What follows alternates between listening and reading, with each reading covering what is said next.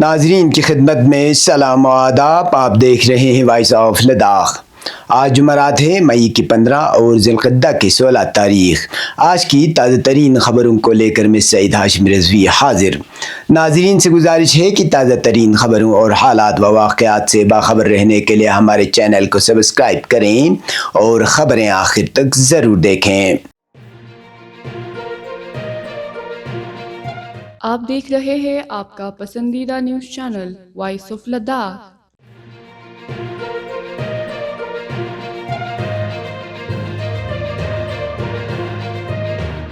ملک میں موجودہ حساس اور غیر یقینی حالات کے پیش نظر ضلع انتظامیہ کرگل نے ایک اہم حفاظتی اقدامات اٹھاتے ہوئے ضلع بھر میں مقیم تمام غیر مقامی افراد کے بارے میں مکمل معلومات محکمہ پولیس کو فراہم کرنے کی سخت ہدایت جاری کی ہیں. اس حوالے سے ڈپٹی کمشنر کرگل شری کان بالا صاحب سوسے کی جانب سے جاری کردہ سرکاری حکم نامے میں واضح طور پر کہا گیا ہے کہ جو بھی مکان مالکان، زمیندار یا کاروباری افراد غیر مقامی باشندوں کو کرایہ پر کمرہ، مکان، زمین فراہم کر رہے ہیں یا انہیں گھریلو ملازم یا مزدور کے طور پر رکھا گیا ہے، انہیں ان افراد کی مکمل شناختی معلومات قریبی پولیس اسٹیشن میں فراہم کرنا لازمی ہوگا. اطلاعات میں کرایہ دار یا ملازم کا مکمل نام، مستقل پتہ، موجودہ رہائشی پتہ، فون نمبر اور شناختی دستاویزات مثلاً Aadhaar card, voter I D یا ڈرائیونگ لائسنس کی نقول شامل ہوں گی. ان معلومات کی تصدیق مکان مالک یا فراہم کنندہ کو خود کرنی ہوگی. حکم نامے میں مزید کہا گیا ہے کہ یہ تمام معلومات نوٹس جاری ہونے کے بعد 7 دن کے اندر متعلقہ پولیس اسٹیشن میں بذات خود یا رجسٹرڈ ڈاک کے ذریعے جمع کرنا ضروری ہے. اس ہدایت کو BNSS کے سیکشن 163 کے تحت حاصل اختیارات کی بنیاد پر نافذ کیا گیا ہے. انتظامیہ نے خبردار کیا ہے کہ اگر کوئی فرد اس حکم کے خلاف ورزی کرتا ہے یا تعاون سے انکار کرتا ہے تو اس کے خلاف قانونی کارروائی عمل میں لائی جائے گی. اس فیصلے کا مقصد داخلی سلامتی کو مستحکم بنانا، مشکوک سرگرمیوں پر مؤثر نگرانی رکھنا اور ضلع میں قیام پذیر غیر مقامی فرد کا باقاعدہ ریکارڈ مرتب کرنا ہے. ضلع پولیس کو ہدایت دی گئی ہے کہ وہ اس حکم پر مؤثر عمل درآمد کو یقینی بنائے تاکہ کسی بھی ممکنہ خطرے سے بروقت نپٹا جا سکے.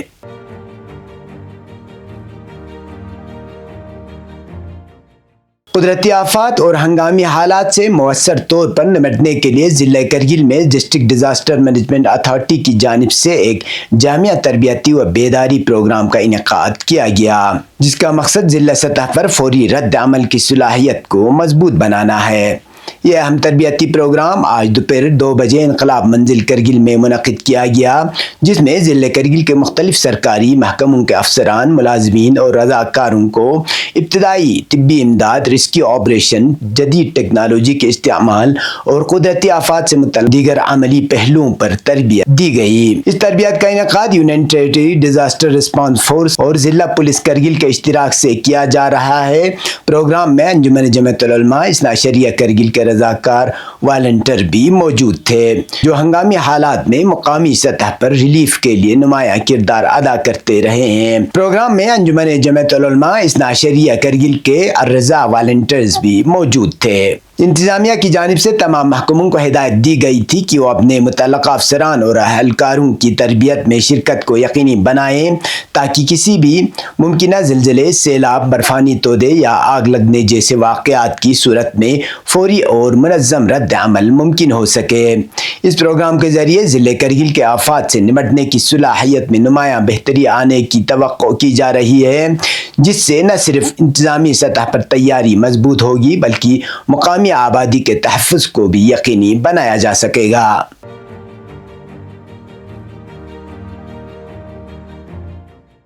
جمعیت العلماء اثنا عشریہ کرگل کے زیر اہتمام ضلع بھر میں جاری 1 لاکھ درخت لگانے کی مہم کا آخری اور اہم مرحلہ آج سب ڈویژن دراس میں کامیابی کے ساتھ مکمل ہوا. اختتامی تقریب میں لداخ پہاڑی ترقیاتی کونسل کرگل کے چیئرمین و چیف ایگزیکٹو کونسلر ڈاکٹر محمد جعفر آخون مہمان خصوصی کے طور پر شریک ہوئے، جبکہ ڈپٹی کمشنر کرگل شری کان بالا صاحب سوسے مہمان اعزازی کی حیثیت سے موجود تھے. اس تقریب میں ہل کونسل کے منتخب نمائندے علاقے کے مختلف محکمانہ افسران، صدر جماعت العلماء اثنا عشریہ کرگل شیخ ناظر المہدی محمدی اور دیگر اراکین نے بھی تقریب میں شرکت کی۔ مقامی عوام کی ایک بڑی تعداد نے بھی اس مہم کی اہمیت کو تسلیم کرتے ہوئے بھرپور شرکت کی۔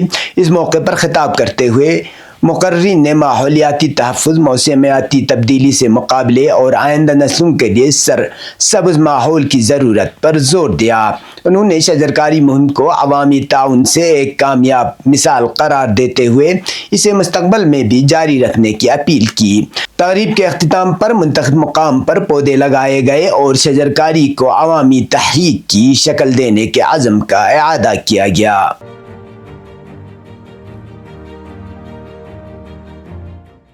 ہمالیائی فلم فیسٹیول کے آئندہ ایڈیشن کی تیاریوں کے سلسلے میں چیئرمین و چیف ایگزیکٹو کونسلر لداخ پہاڑی ترقیاتی کونسل لے ایڈوکیٹ ٹاشی گیلسن کی صدارت میں ایک اہم اجلاس منعقد ہوا۔ اجلاس میں ڈپٹی چیئرمین سرنگ آنچوک، ایڈمنسٹریٹو سیکرٹری شری وکرم سنگھ ملک، ڈپٹی کمشنر سنتوش سکھدیوے، اے ڈی سی غلام محمد، اسسٹنٹ ڈائریکٹر انفارمیشن مرتضی علی اور اے آئی او رنچن ڈولما نے بھی شرکت کی۔ اجلاس میں فیصلہ کیا گیا کہ اس سال فلم فیسٹیول کو پہلے سے زیادہ مؤثر اور بڑے پیمانے پر منعقد کیا جائے گا تاکہ فلمی سرگرمیوں کے ذریعے لداخ میں سیاحت کو فروغ دیا جا سکے۔ فیسٹیول کی تاریخ کو آگے لانے کی تجویز بھی زیر غور آئی۔ چیئرمین ٹاشی گیلسن نے یقین دلایا کہ ہل کونسل اس فیسٹیول کے کامیاب انعقاد کے لیے ہر ممکن تعاون فراہم کرے گی اور جلد ہی اس حوالے سے یوٹی انتظامیہ کو باضابطہ تجویز بھی پیش کی جائے گی۔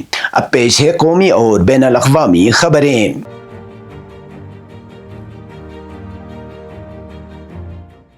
وزیر دفاع راجناتھ سنگھ نے جمعرات کو جموں و کشمیر کا ایک اہم دورہ شروع کیا تاکہ مجموعی سیکورٹی صورتحال کا جائزہ لیا جا سکے۔ خاص طور پر لائن آف کنٹرول اور بین الاقوامی سرحد کے ساتھ آپریشن سندور کے بعد جموں و کشمیر کا ان کا پہلا دورہ ہے۔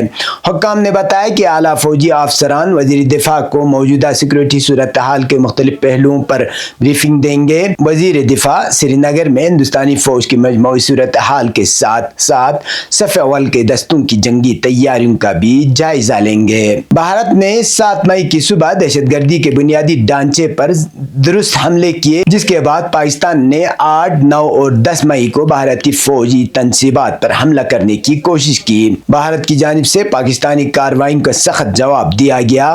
ہندوستانی فوج نے 10 مئی کو پاکستان کی 26 فوجی تنصیبات پر حملے کی کوشش کے جواب میں 8 پاکستانی فضائی اڈوں کو میزائلوں اور دیگر طویل فاصلے تک مار کرنے والے ہتھیاروں سے نشانہ بنایا۔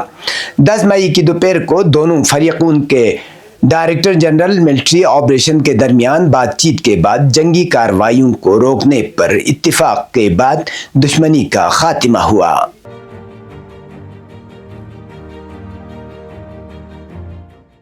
فلسطین کی اسلامی مزاحمتی تحریک حماس نے ایک بیان میں کہا کہ صہیونی حکومت کے ان حملوں کا مقصد اہم مراکز کو مکمل طور پر تباہ کرنا تھا، جس میں درجنوں افراد شہید اور زخمی ہو گئے۔ اس وحشیانہ حملے میں درجنوں مریض، طبی عملے، امدادی دستے اور شہری دفاع کے ارکان شہید یا زخمی ہوئے۔ ان میں سے کئی کو اس وقت دوبارہ نشانہ بنایا گیا جب وہ امدادی کارروائیوں میں مشغول تھے اور زخمیوں کو ملبے سے نکال رہے تھے۔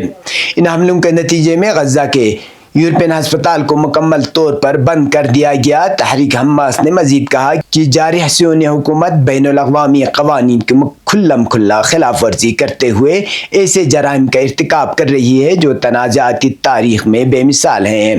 مریضوں اور پناہ گزینوں سے بھرے اسپتالوں کو نشانہ بنانا فلسطینی عوام کے خلاف صہیونی حکومت کی نسل کشی کی پالیسی کا حصہ ہے۔ یہ تھے اب تک کی خبریں، اسی کے ساتھ مجھے اور میرے ساتھیوں کو دیجیے اجازت۔ اللہ حافظ۔